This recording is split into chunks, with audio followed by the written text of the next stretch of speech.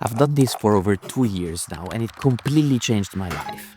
If you feel like your day job is draining your creativity, this video will show you how to follow through on your ideas without quitting your job or feeling overwhelmed. I'll break down 3 of the most overpowered tactics that I use the daily. Each one solves a different problem: how to start, how to stay consistent, and how to love it. They're a bit niche, but they've made a massive difference for me. The first one is to set up a done by one. What do I mean by that? Done by one is one of the best tactics that I've ever used to stay consistent with my creative work, especially when juggling it with a full-time job. I learned it from a productivity YouTuber actually, Ali Abdal. It's one of those things that really stuck with me when I heard it. Simply put, it's just about not setting the goal for the day. Instead, setting a goal for before lunch. If you think about it, one of the biggest reasons why you don't start or you don't progress on your side projects is not really because you don't have ideas, it's because you delay acting on them. It's purely a prioritization issue. And even if you're motivated and you put a goal for the day, more often than not, you actually don't achieve it. And that's because in the morning you think you have the whole day to do it. And so you tell yourself, I'll do it later. Then work runs long, life gets in the way, energy disappears, and more often than not, the day is gone. But when you change the deadline and you commit to finishing one meaningful task before 1 p.m., it gets you into action mode straight away, since the morning. You will actually find 15 minutes in the morning or 30 minutes at lunch.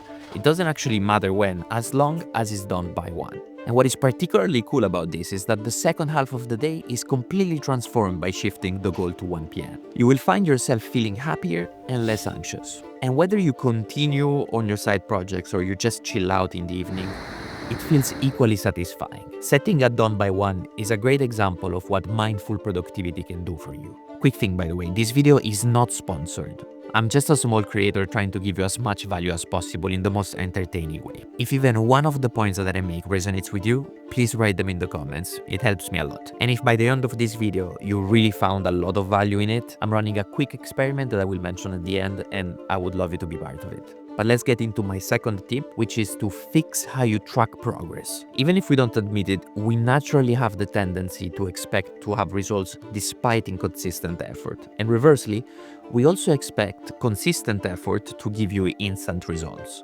But I found a way to help avoiding this trap.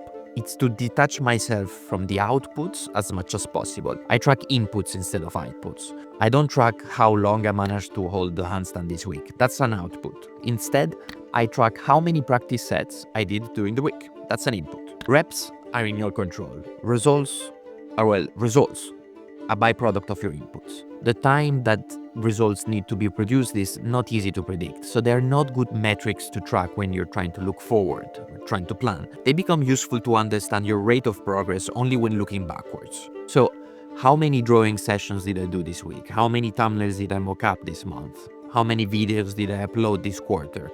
These are all inputs. It sounds simple, it is, but it's not how we're taught to think, and so it doesn't come naturally at first. But it's transformationally important to think this way because it turns your side projects into something that you can actually win at. You're not tracking how many likes you got, you're tracking how many times you showed up to do the thing. My third tip has really unblocked me, and it also made me a happier person. But before I get to that, I mentioned that I was running an experiment that I'd love you to be part of. Right now, I'm mapping out the most common issues that people in my audience are facing, even the hidden ones that we don't necessarily know that are holding us back. The goal is to understand the most common blockers that are between you and the kind of creative life that you actually want to build. One where your ideas are not treated just as hobbies, but as stepping stones to a path that gives you purpose, growth, and a possible escape route from the 9-to-5 grind, if that's what you want. So I'm opening up a few short 15 minutes one-to-one calls. These are not coaching sessions. It's just me asking questions. It's kind of an interview of sorts. But you can ask me questions too, of course, at the end if you want. There's a link to my calendar in the pinned comments and in the description box, so please consider participating. Now on to tip number 3. Everything is figure-outable. A few years ago, I was stuck in a management job that I didn't like, so I taught myself to code from zero. And in less than a year, I changed careers, and now I'm a full-time software engineer. 1 year ago, I bought this iPad to try digital art for the first time. And now I found an art style that I love, and I'm building entire worlds with it.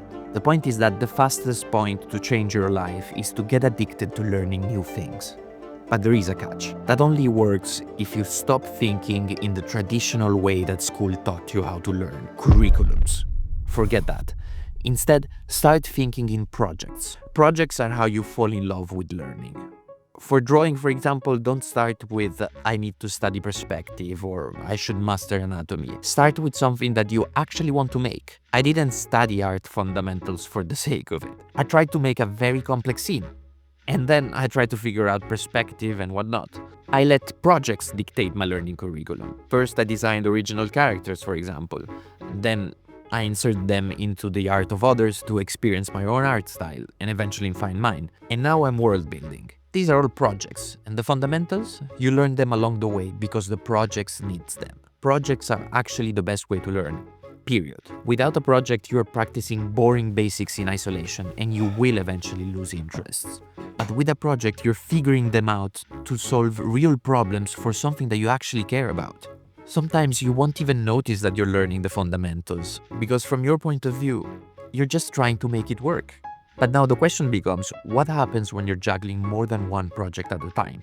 Maybe because there are different interests that you're pursuing simultaneously. In this next video, I talk about the systems that help me balance multiple projects without feeling overwhelmed. Quite the opposite, actually. I feel more motivated than ever. If you enjoyed this video, I guarantee that you will enjoy this one too. So see you there. Figuring it out to solve real problems.